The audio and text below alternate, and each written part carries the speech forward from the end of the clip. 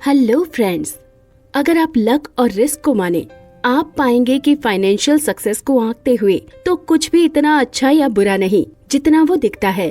कई सालों पहले नोबेल प्राइज जीतने वाले इकोनॉमिस्ट रॉबर्ट शिलर से पूछा गया कि आप इन्वेस्टिंग के बारे में ऐसा क्या जानना चाहते हैं जो हम कभी नहीं जान सकते। उन्होंने आंसर दिया, फाइनेंशियल सक्सेस में लक का एग्जैक्ट रोल क्या है। बहुत सारे लोगों को ये आंसर पसंद न आए क्योंकि कोई भी ऐसा नहीं सोचता कि फाइनेंशियल सक्सेस में लक भी काम करता है। चूँकि लक को मापना कठिन है और ये कहना अच्छा नहीं लगता कि किसी की सक्सेस लक के कारण है। आम रवैया अक्सर यही होता है कि लक को सक्सेस के एज ए फैक्टर अनदेखा कर दिया जाता है। इसे आप हर्षद मेहता, राकेश झुनझुनवाला और राधा कृष्ण दमानी के एग्जाम्पल से समझ सकते हैं। 90 के दशक के शुरुआती सालों में जब भारतीय शेयर बाजार में हर्षद मेहता की तूती बोलती थी, उस जमाने में राकेश झुनझुनवाला और राधा कृष्ण दमानी भी बाजार में एक्टिव थे। उस जमाने में बिग बुल हर्षद मेहता के कॉम्पिटिटर के रूप में वे बेयरिश दाम लगाते थे। राकेश झुनझुनवाला, राधा कृष्ण दमानी मनु मानिक की तरह ही मार्केट में शॉर्ट सेलिंग करके प्रॉफिट कमाया करते थे। शॉर्ट सेलिंग से प्रॉफिट तभी होता है जब किसी भी स्टॉक का प्राइस नीचे की तरफ जाती है। ऐसे में जब हर्षद मेहता मार्केट को मैनिपुलेट कर किसी भी स्टॉक की प्राइस को बढ़ा देता था तो इससे बेयर कार्टेल को बहुत ही ज्यादा नुकसान होता था। इसी वजह से हर्षद और पूरे बेयर कार्टेल के बीच में एक लड़ाई सी छिड़ गई थी। उस समय बेयर कार्टेल में राधा कृष्ण दमानी के अलावा राकेश झुनझुनवाला और राजू चार्टिस्ट भी शामिल थे। इन 3 लोगों के ग्रुप को उस टाइम 3 आवर्स के नाम से जाना जाता था। बेयर कार्टेल और हर्षद मेहता के बुल कार्टेल के बीच की ये जंग कई सालों तक चलती रही। इस लड़ाई में कभी हर्षद की जीत होती तो कभी दमानी की। आखिरकार कई साल तक ये उठापटक चलने के बाद इस लड़ाई का अंत 1992 में तब हुआ जब हर्षद मेहता स्कैम दुनिया के सामने आया। इस स्कैम के सामने आने पर ही इस लड़ाई में दमानी और उनके बेयर कार्टेल की जीत हो गई। लेकिन राकेश झुनझुनवाला और दमानी दोनों ये एक्सेप्ट करते हैं कि अगर 7 दिन भी हर्षद मेहता अपनी पोजीशन बनाकर रख लेता तो बेयर कार्टेल को कटोरा लेकर भीख मांगना पड़ता। लेकिन लक ने बेयर कार्टेल का साथ दिया और आज वो सभी अरबपति हैं। दोस्तों, आज के वीडियो में हम फाइनेंशियल सक्सेस में लक और रिस्क के बारे में बात करेंगे, इसलिए वीडियो को पूरा देखें। साथ ही अगर आप शेयर मार्केट में इन्वेस्ट करना चाहते हैं और अभी तक आपके पास डीमैट अकाउंट नहीं है तो ब्रोकरेज फर्म ज़ीरोधा का लिंक इस वीडियो के डिस्क्रिप्शन में है। आज ही अपना डीमैट अकाउंट फ्री में ओपन करें जिससे आप शेयर मार्केट में इन्वेस्ट कर ज्यादा पैसा बना सकें। तो चलिए शुरू करते हैं। दोस्तों, क्या आपको पता है बिल गेट्स दुनिया के उस एकमात्र हाई स्कूल में गए जहां कंप्यूटर था। बिल गेट्स ने जब स्कूल में एडमिशन लिया तो पूरी दुनिया में उनकी स्कूल में ही कंप्यूटर था।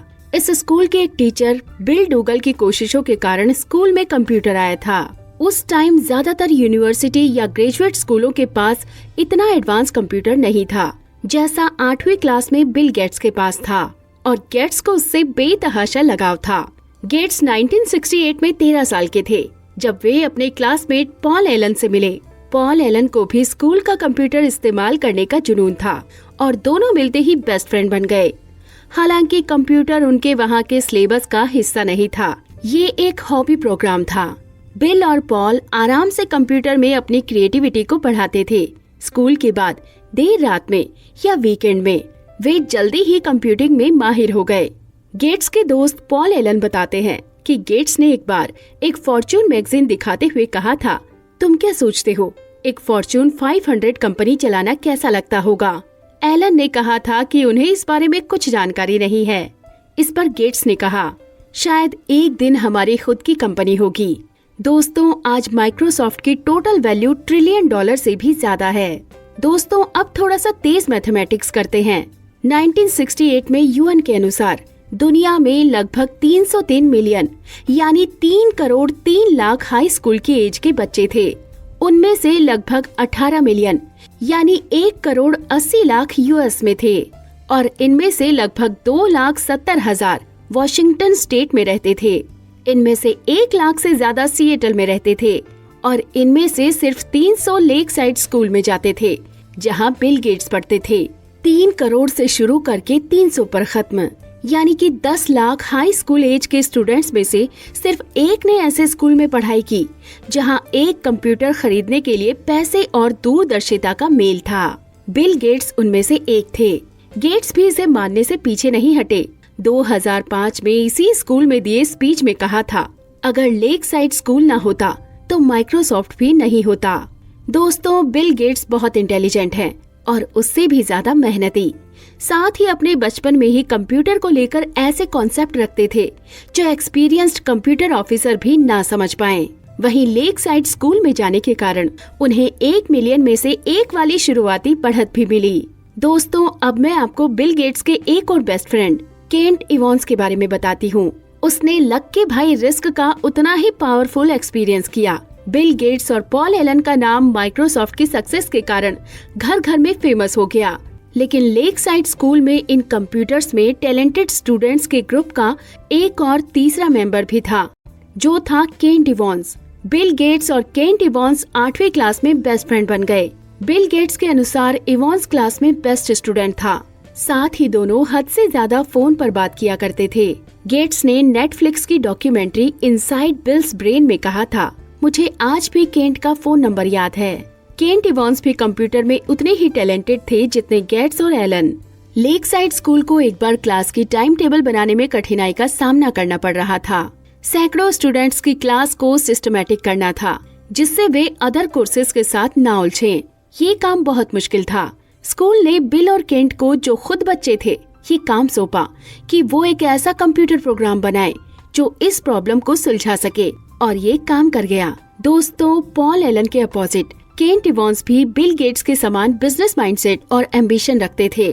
गेट्स याद करते हुए कहते हैं, केंट इवांस हमेशा अपने साथ एक बड़ा ब्रीफ केस रखता था। किसी वकील की तरह हम हमेशा प्लानिंग बनाते रहते थे कि हम फ्यूचर में 5 या 6 साल बाद क्या करेंगे, जैसे कि क्या हमें सीईओ बनना चाहिए, हम किस तरह से सक्सेस हासिल कर सकते हैं, क्या हम फौज में जनरल बन जाएं, या फिर हम एम्बेसडर बन जाएं। चाहे जो भी हो, बिल और केंट जानते थे कि वे जो भी करेंगे साथ ही करेंगे। केंट के साथ अपनी दोस्ती को याद करते हुए गेट्स धीमे से चुप हो जाते हैं। लेकिन दोस्तों, ऐसा कभी न हो सका। हाई स्कूल पास करने से पहले ही एक पर्वतारोहण दुर्घटना में केंट की मौत हो गई। दोस्तों, हर साल अमेरिका में पर्वतारोहण में लगभग 3 दर्जन लोगों की मौत होती है और हाई स्कूल में एक पहाड़ पर मरने की पॉसिबिलिटी लगभग 1 मिलियन में से एक है। बिल गेट्स ने लेक साइड स्कूल में जाकर 1 मिलियन में से एक का लक पाया। केंट इवांस ने 1 मिलियन में से एक का रिस्क पाया।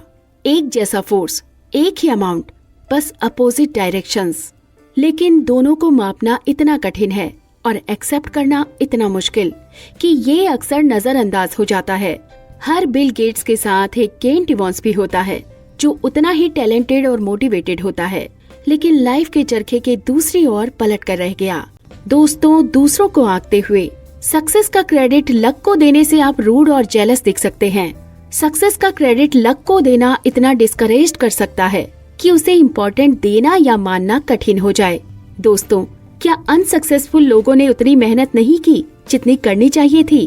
क्या वो असफल आलस के कारण होते हैं? कभी कभी हाँ, लेकिन हमेशा ये सही नहीं होता। दोस्तों, किसी फेलियर के लिए आमतौर पर खराब डिसीजंस को रिस्पॉन्सिबल ठहराया जाता है, जबकि आप अपने खुद के फेलियर को अक्सर रिस्क के बुरे पहलू के कारण हुआ मानते हैं। जब हम किसी दूसरे के फेलियर की कहानी सुनते हैं तो हमारे दिमाग में चलता है कि इसने जरूर कई गलतियां की होंगी, लेकिन जब हम अपने खुद के फेलियर की बात करते हैं तो हम कोशिश करते हैं कि हमारी असफलता रिस्क और किस्मत पर मर दें। वर्ल्ड फेमस फोर्ब्स मैगजीन का कवर ऐसे गरीब इन्वेस्टर्स की सराहना नहीं करता जिन्होंने डिसीजन तो समझदारी भरे लिए, लेकिन अनफॉर्चुनेटली उन्हें रिस्क का बुरा पहलू झेलना पड़ा। लेकिन ये ऐसे अमीर इन्वेस्टर्स का गुणगान जरूर करती है जिन्होंने ठीक ठाक या फिर लापरवाही वाले डिसीजन लिए, लेकिन उसके गिरते टाइम बाजी पलट गई। हम सक्सेस और फेलियर को रिव्यू कर ये सीखने की कोशिश कर रहे हैं और कह रहे हैं, वही करो जो इसने किया, जो उसने किया उससे बचो।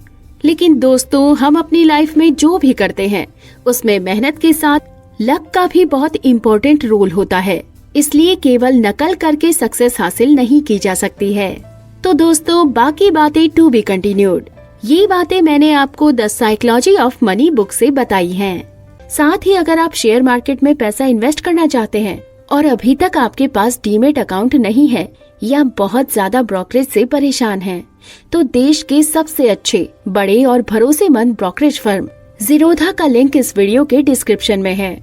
आज ही अपना डीमेट अकाउंट ओपन करें, जहां पर आपका ब्रोकरेज मैक्सिमम 20 रुपए ही लगेगा। इतनी चीपेस्ट ब्रोकरेज रेट और सेफ्टी और कहीं नहीं मिलेगी।